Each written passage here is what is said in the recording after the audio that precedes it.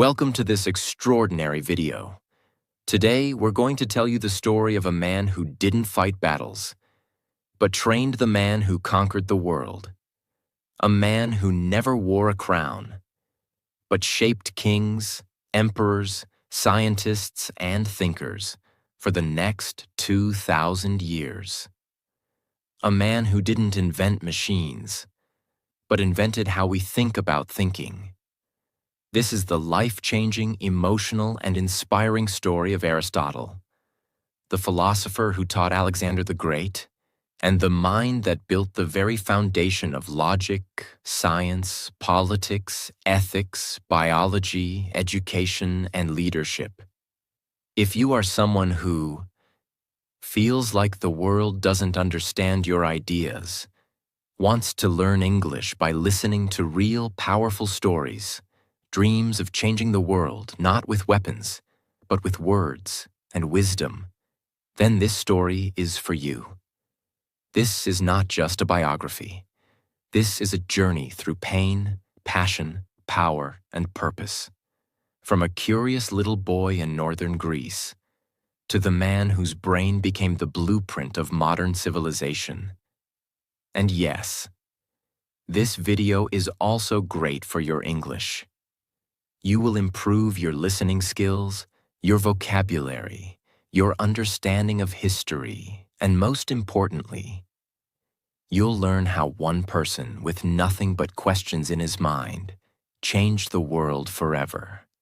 So sit back, focus, and listen with your heart, because now begins the story of the man who taught the world how to think. Part 1. The Curious Boy from Greece. How it all began. Let me take you back. Not 100 years, not 500, but over 2,400 years ago.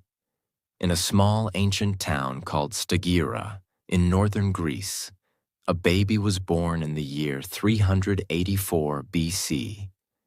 His name was Aristotle. His father's name was Nicomachus, a doctor. But not just any doctor. He was the personal physician to the king of Macedonia. That meant Aristotle grew up around people of power, medicine, and deep knowledge. He saw how his father used observation, diagnosis, and logic to understand the human body. This made a deep impression on young Aristotle. He didn't play with toys like most kids. He played with questions. He didn't care about games. He cared about how things worked. Even as a small child, he would stare at animals, leaves, clouds, wondering, why does a bird fly? Why does the sun rise? What makes us happy? What is truth? These were not normal thoughts for a child. But Aristotle wasn't born normal. He was born to observe the world deeply, and he would spend his entire life doing just that.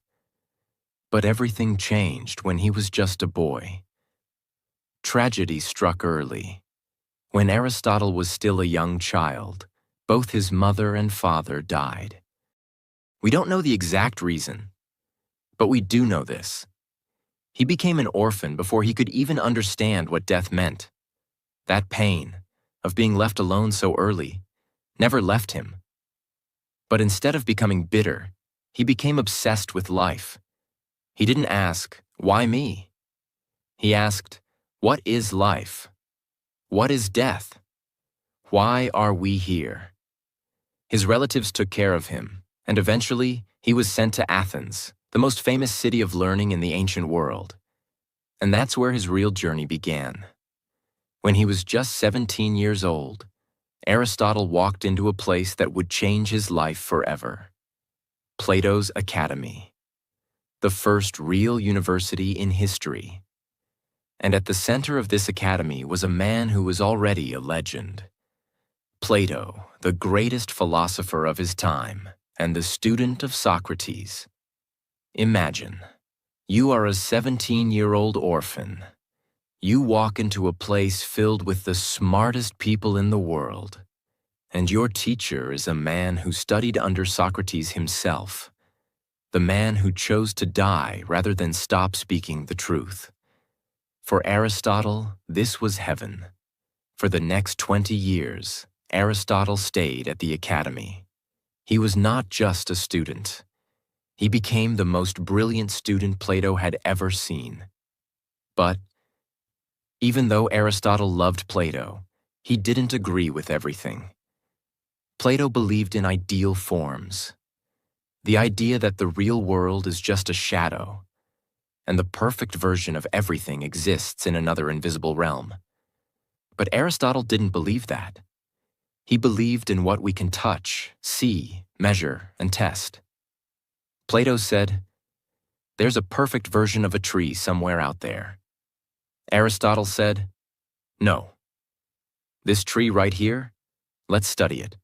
Let's understand it." He started writing about everything: animals, politics, human behavior, the stars, happiness, the soul. He wasn't trying to win arguments. He was trying to understand everything that exists. He asked millions of questions and wrote thousands of pages, all by hand, with no internet, no electricity, no tools except his brain and a scroll. He was becoming more than just a student. He was becoming a force of knowledge. But then, something unexpected happened. When Plato died, everyone thought Aristotle would take over the academy. But he didn't. Why? Because some believed he was too different. His ideas were too scientific, too rebellious, too challenging to Plato's teachings. And so, even after 20 years of loyalty, dedication, and brilliance, Aristotle was not chosen. It broke his heart. He had lost his second home. So once again, like when he lost his parents, Aristotle had to walk away from something he loved.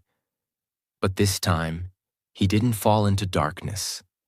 He began a journey that would take him across the world, and eventually into the life of a boy who would become the most powerful man in history.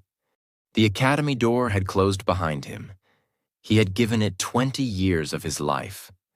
He had studied harder than anyone, questioned everything, and offered his deepest loyalty. But in the end, it wasn't enough. When Plato died, the school needed a new leader, and they didn't choose Aristotle. Why? Because he didn't fit the mold. He didn't blindly follow Plato's ideas. He thought differently. He asked new questions. He wanted more than ideal worlds. He wanted to touch the real one. And for that, he was quietly pushed out. Now, at the age of 37, Aristotle stood at a crossroads. He was homeless, no job, no city, no position. But his mind, it was burning with fire. Aristotle didn't complain. He didn't attack the academy or seek revenge. He simply turned toward the unknown. He believed, if the academy won't hear my voice, the world will. He left Athens behind and began to travel, from city to city, searching not for comfort, but for truth. He believed every place, every animal, every plant, every person carried a lesson, and he would collect them all. Aristotle's first stop was Assos, a city by the sea in Asia Minor, modern-day Turkey. It was ruled by Hermias, a former student of Plato, and a wise, forward-thinking man who welcomed philosophers like family. Hermias saw the brilliance in Aristotle. He offered him a home, resources, and most importantly, freedom to teach and think. Aristotle began holding lessons under the open sky. He taught not just theory, but real-world thinking, asking students to look, touch, measure, and wonder. It was here that something unexpected happened. Aristotle, the great mind, fell in love. He met Pythias, Hermias' adopted daughter. She was intelligent, thoughtful, and full of questions. Just like him, they married. They had a daughter, also named Pythias. Aristotle, the philosopher of reason, was now also a father and husband. And it changed him. He began writing more about ethics, family, and the balance of love and logic. He started thinking, what is the good life? What makes a human life complete? His heart was full and his mind was expanding. But happiness is rarely safe for long. While Aristotle was building his peaceful world in Assos, the real world was watching. The powerful Persian Empire saw Hermias as a threat. A Greek leader supporting Greek philosophers? Dangerous. They captured Hermias. They tortured him. And then, they executed him. Aristotle was devastated. His friend, his mentor, his protector, gone. This was a turning point. Aristotle realized something painful.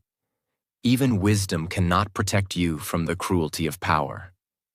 He wrote a hymn for Hermias, not just in sadness, but in honor. He would carry Hermias's memory with him, wherever he went next. Aristotle moved again, this time to Mytilene, a city on the island of Lesbos. He was older now, wiser, a bit quieter. And here, surrounded by the sea, something new awakened inside him. He became obsessed with life, not just human life, but all life. He studied fish, birds, insects, mammals, the way they moved, the way they mated, the way they gave birth, the way they died. He dissected animals, watched their behavior, drew what he saw, took endless notes.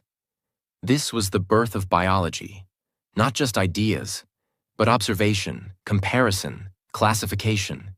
He discovered patterns, that dolphins breathe air, that octopuses change color, that chicks form inside eggs, that some fish lay thousands of eggs while others give live birth.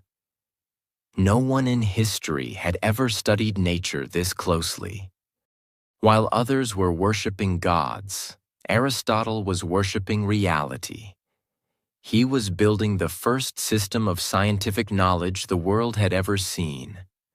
Meanwhile, far away in Macedonia, a powerful king was thinking about Aristotle. His name was Philip II, and he had a son. Wild, brilliant, and full of fire. That boy's name was Alexander.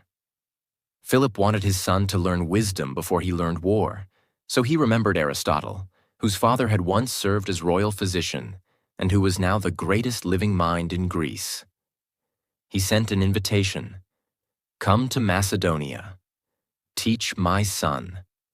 I will give you everything you need. Aristotle said yes. Philip built a special school for Aristotle and Alexander in a quiet place called Mysa, surrounded by nature, trees, flowers, silence. It wasn't a palace. It wasn't a battlefield. It was a garden of thought. Here, Aristotle taught not only Alexander, but a group of young Macedonian nobles who would one day rule the empire with him.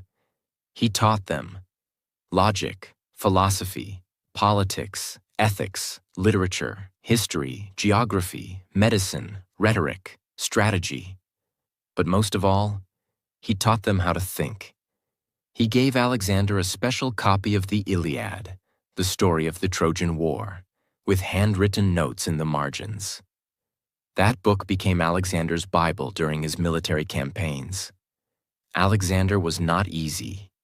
He was bold, ambitious, and restless. But he respected Aristotle. Aristotle taught him that a great king must not only conquer, he must understand. It was one of the most important mentorships in human history. As Aristotle taught in Mysa, something amazing was happening behind the scenes. His ideas were spreading. His notebooks were multiplying. His thoughts were evolving. He was no longer just a philosopher. He was becoming a force of nature, shaping the future with every word, every lesson, every scroll. And soon, the boy he taught would become a man. And that man would ride out to conquer the world. When Alexander finished his education, he began his conquest. And Aristotle? He returned to Athens, older, wiser, more famous than ever. He was no longer the rejected student. He was now the teacher of the world's most powerful man. This time, Athens welcomed him. He opened his own school, the Lyceum, a place that was different from Plato's academy. Here he walked with his students, spoke while moving, asked endless questions, and taught everything from logic to literature, science to soul, nature to nations. His students were called peripatetics, those who walk around. In this school, Aristotle didn't just teach. He created an intellectual movement. He began writing everything: politics, ethics, poetics, metaphysics, rhetoric, on the soul, history of animals, and hundreds more works. He wasn't just trying to be clever. He was trying to capture all human knowledge in one lifetime. He believed everything is connected. If we understand one thing deeply, we can understand everything. He created systems, definitions, categories. He said, logic is the tool for truth. Ethics is the path to happiness. Politics is the art of living together. Poetry is the mirror of emotion. Biology is the study of life itself. He believed in balance, in purpose, in observation, in discipline, in asking, what is this thing? What is its purpose? What makes it excellent? That's how he studied everything, from frogs to stars to kings to plays to human pain. Where we stand now. Aristotle is now in Athens. He has a school, he has students, he has ideas, and he has influence across the world thanks to Alexander's growing empire.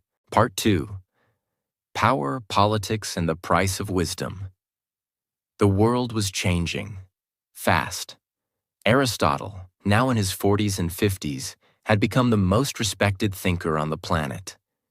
He was teaching at the Lyceum in Athens, writing furiously, and gathering students from all over the Greek world.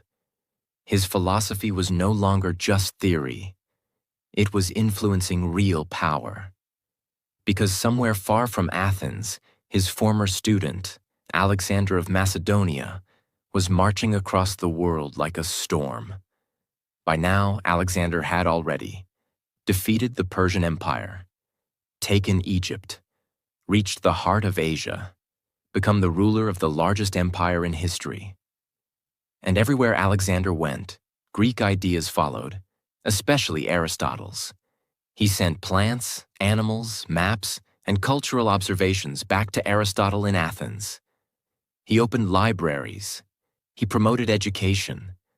He carried the Iliad, annotated by Aristotle, wherever he went.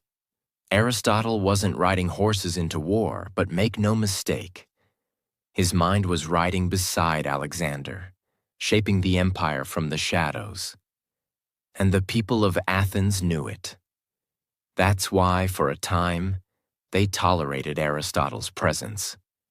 Even though Aristotle was not Athenian by birth, and even though he had once been rejected by the academy, now, he had power, not through soldiers, but through ideas.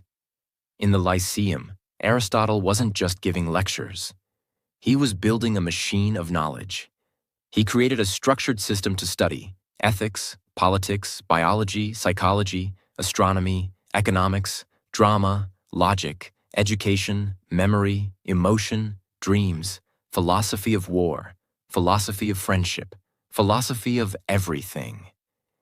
He didn't treat subjects as separate. He believed everything was interconnected. He trained his students to observe the real world, measure things, analyze things, question everything. They gathered laws from hundreds of city-states to write the first political science encyclopedia. They collected data about animals, diseases, cities, rituals, theater plays. Everything was studied, labeled, and discussed. And while Plato's philosophy was poetic and mysterious, Aristotle's was sharp, logical, and built for the real world. His writing was not beautiful. In fact, it was dry and technical, but it was clear, honest, and structured like a blueprint of human knowledge. And that's what made it last for over 2,000 years. But not everyone was happy.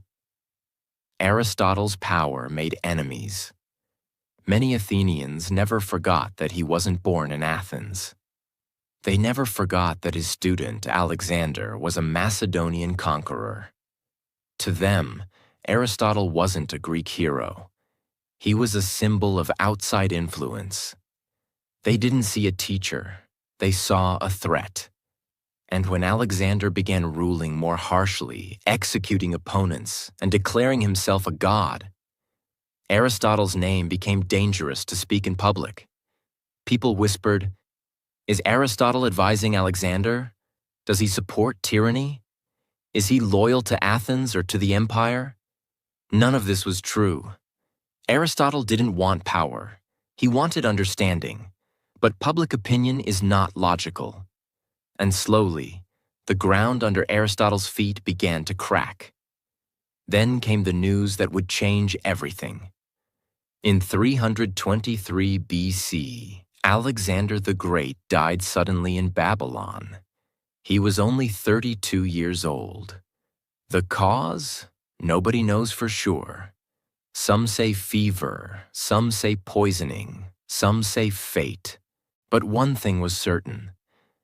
The empire he built in 12 years began to collapse overnight. Chaos erupted. In Athens, the people celebrated Alexander's death.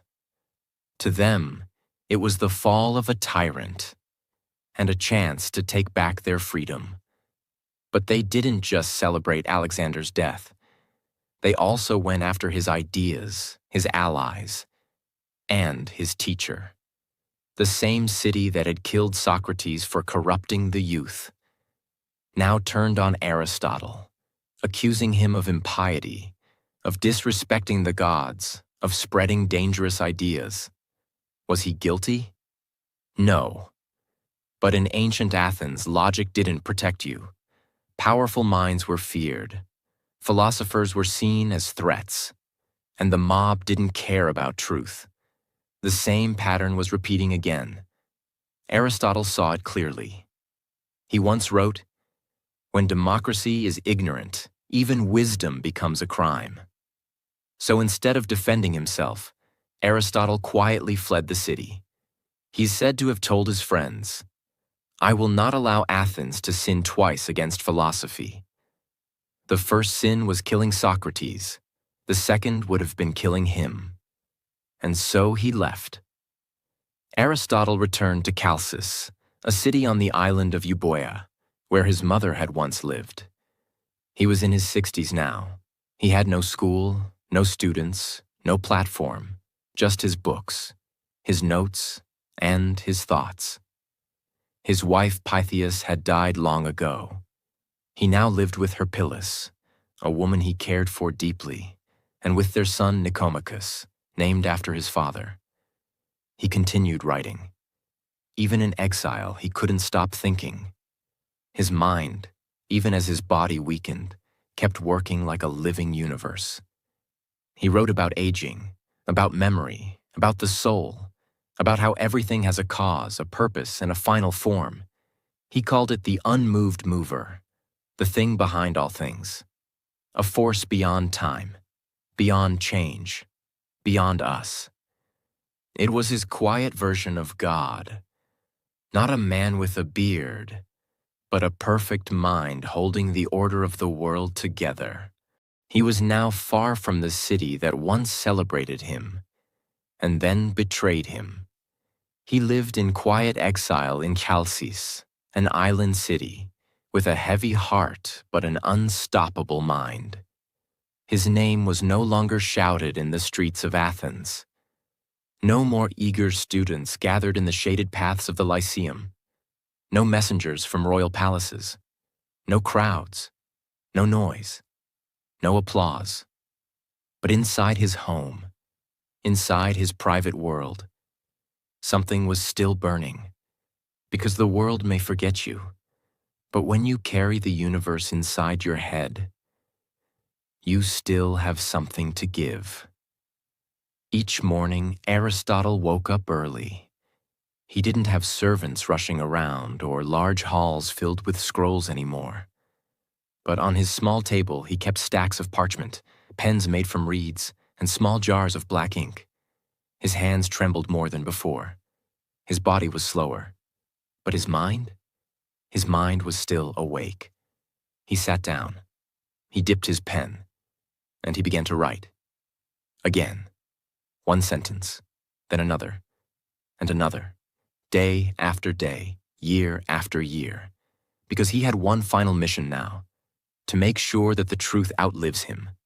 In these final years, Aristotle didn't focus on fame or legacy. He focused on first principles, the deepest, most fundamental questions. What is existence? What causes something to exist? What is the purpose of everything that exists? Is there a meaning behind the universe? What is the soul? What is the human being? This is where he wrote his most difficult and abstract work, Metaphysics. In it, he explored ideas that no one had ever dared to put into logical form before. The nature of being, the structure of reality, the idea of an unmoved mover, something that causes all motion but is not moved by anything. A divine intelligence that is pure thought, not like a god in temples, but something deeper, invisible, eternal. He wasn't trying to please anyone. He wasn't trying to be popular. He wasn't trying to impress kings or scholars. He was simply trying to explain the invisible architecture of the universe. And he did it. Alone. During these years in exile, Aristotle was not completely alone. He lived with Herpyllis, a woman who had been with him since his time in Athens, and their young son, Nicomachus. This boy was the last person who carried not only Aristotle's blood, but also his potential, his possibility, his hope. Aristotle loved his son deeply. He spoke gently to him, told him stories, shared his thoughts. The way a philosopher speaks to a student, but with the warmth of a father speaking to his own child. And so, when he began writing a new work about morality and the purpose of life, he titled it Nicomachean Ethics. Not because it was written for Nicomachus, not because it was about him, but because in that name, Aristotle placed his heart, a father trying to leave behind not gold or buildings, but wisdom. In this book, he explained what it means to live a good life, why pleasure is not the highest goal, why virtue matters, why real happiness comes from balance, character, and purpose. He wrote, "We are what we repeatedly do. Excellence, then, is not an act, but a habit." It became one of the most important books ever written about how to live. And it came from a man who was watching his own life slowly come to a close. The seasons passed. Winters became longer. Summers became shorter. Aristotle's legs grew weaker. His eyesight dimmed. He still tried to write, even when his fingers cramped. He still whispered questions to himself, still argued with ideas inside his own mind.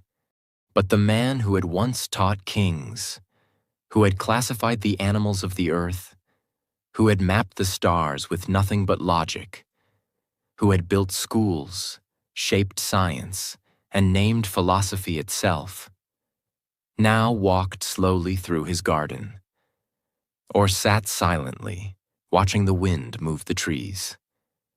And sometimes you could see tears in his eyes, not because he was afraid of death, but because he knew something very painful. Everything I've written could disappear. At that time, there were no printing presses, no digital libraries, no hard drives, no cloud storage.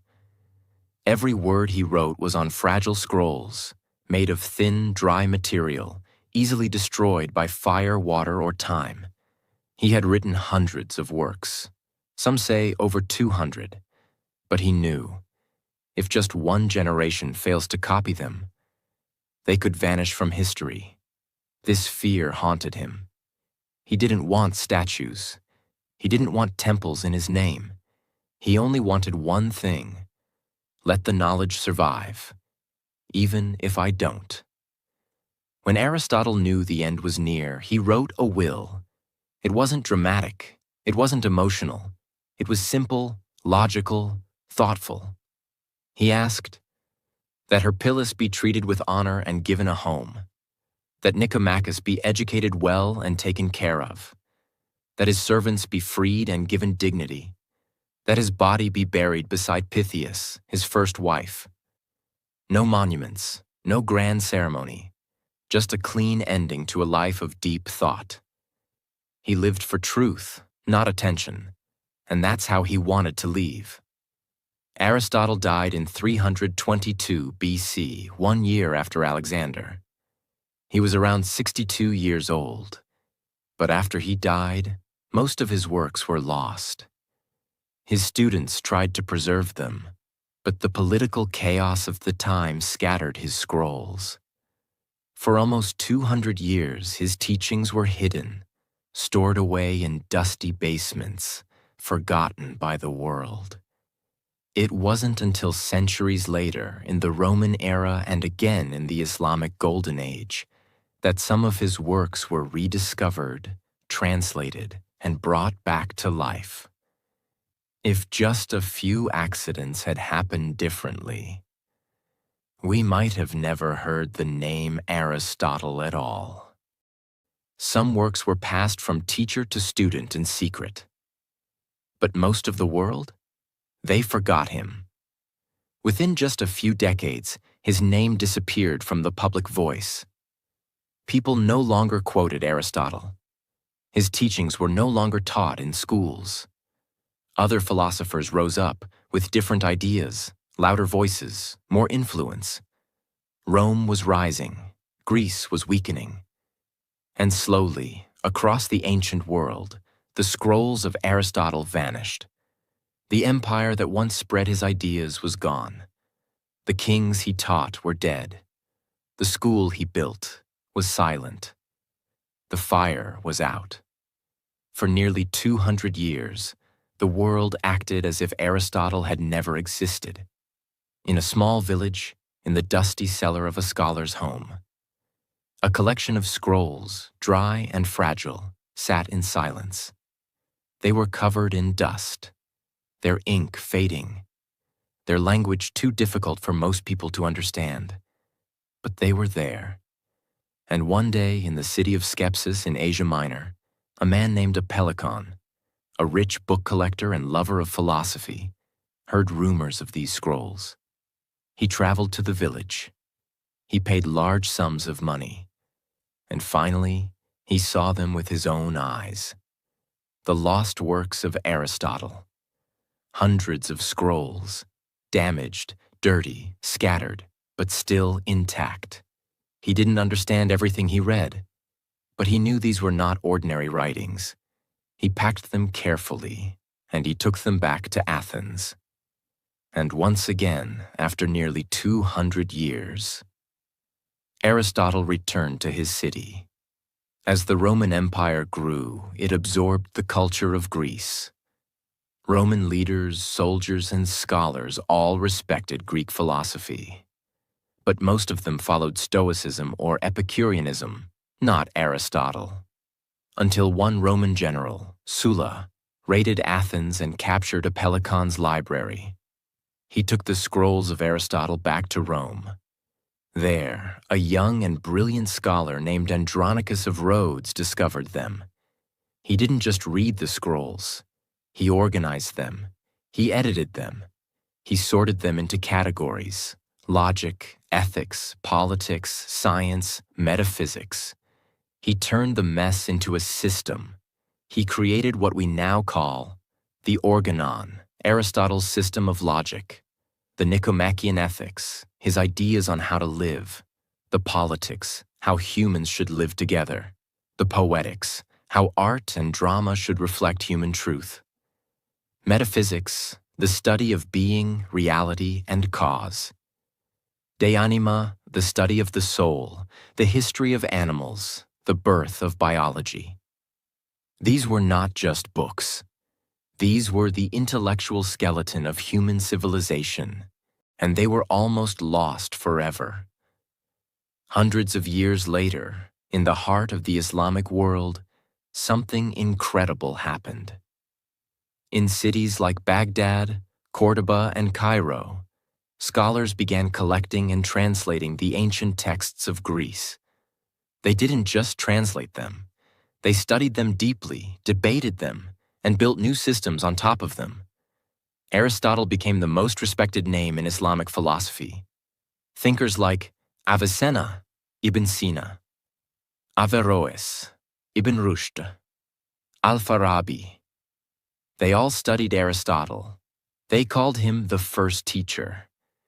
His writings on logic, ethics, medicine, and astronomy were used in universities across the Islamic world. And it was through their translations that Aristotle eventually reached medieval Europe. By the 12th and 13th centuries, Europe was emerging from the Dark Ages. Christian scholars, especially in universities like Paris, began to rediscover Aristotle through Arabic translations, later retranslated into Latin. At first, the church was suspicious. Aristotle wasn't Christian. He didn't speak of the Bible or God. But one brilliant theologian, Thomas Aquinas, saw something deeper. He believed Aristotle's logic and philosophy could help explain Christian theology in a rational way. He combined faith and reason, and in doing so, he made Aristotle the foundation of European thought. For the next 600 years, students in Europe studied Aristotle's logic to learn how to argue, his ethics to learn how to live, his politics to understand society, his biology to explore nature, his metaphysics to seek God. When modern universities were created in Europe, in cities like Bologna, Paris, Oxford, and Cambridge, their curriculum was built around Aristotle's works. Even scientists like Galileo, Kepler, and Newton, who disagreed with parts of Aristotle's science, still used his method of observation, logic, and reason. Even modern logic, computer science, and artificial intelligence have roots in Aristotle's original system of classification and reasoning. His influence became so large, so deep, so foundational, that people stopped even noticing it. He became the heir of Western thinking, invisible, but always present. Think about this. Aristotle lived before Jesus Christ, the Roman Empire, the invention of paper, the birth of Islam, the discovery of electricity, the invention of the telescope, the building of modern cities, the rise of democracy, the fall of monarchies, the internet, artificial intelligence, you, me. And yet, 2,300 years later, we are still asking his questions, reading his ideas, studying his logic, debating his ethics, building systems on his foundation. Aristotle never raised an army. He never ruled a nation. He didn't own land. He didn't command wealth. He died in exile, mostly forgotten. He was nearly erased from history. And yet, he won. Not with power, not with violence, not with status, but with thought. He didn't conquer cities. He conquered ignorance. He didn't build empires of land. He built an empire of reason.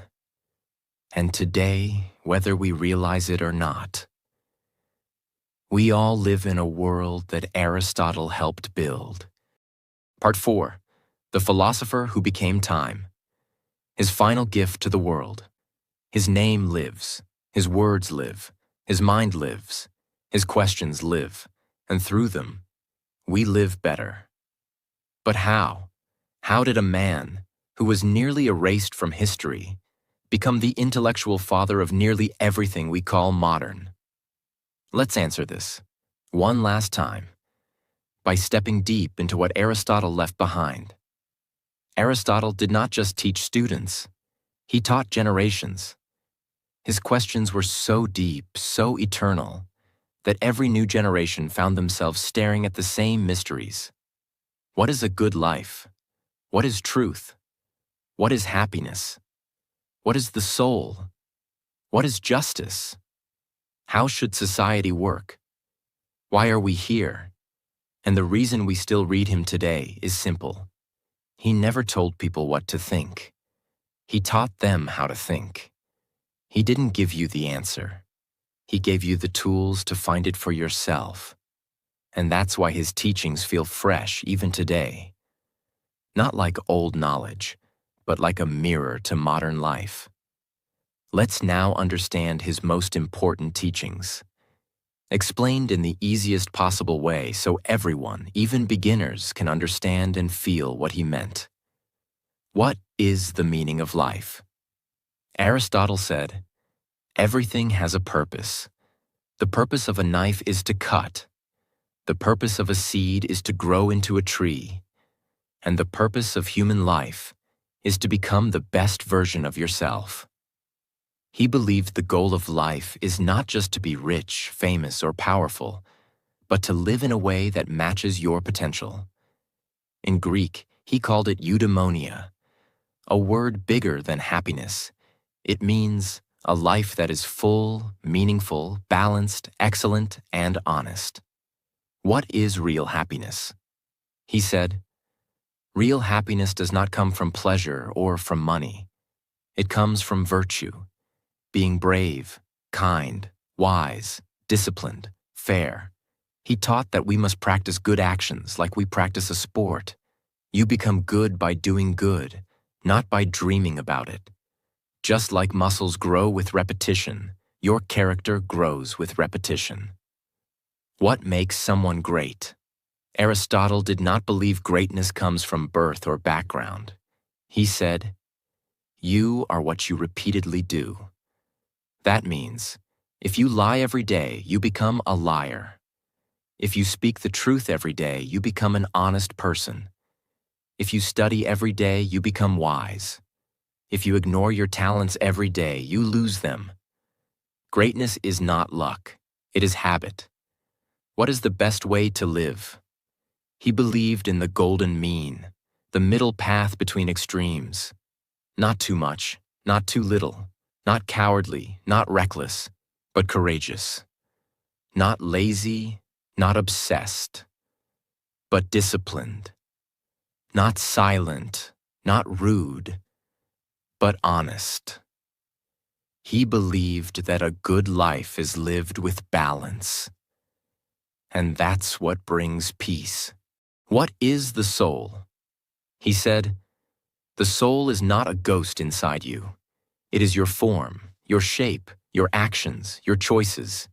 It is what makes you, you." For Aristotle, the soul wasn't a floating spirit. It was your living potential. It was not what you feel. It was what you do with your life. If you live with virtue, your soul is strong. If you live with lies, your soul weakens. What is the role of government? He believed that society should help people become their best selves. He didn't believe in total freedom.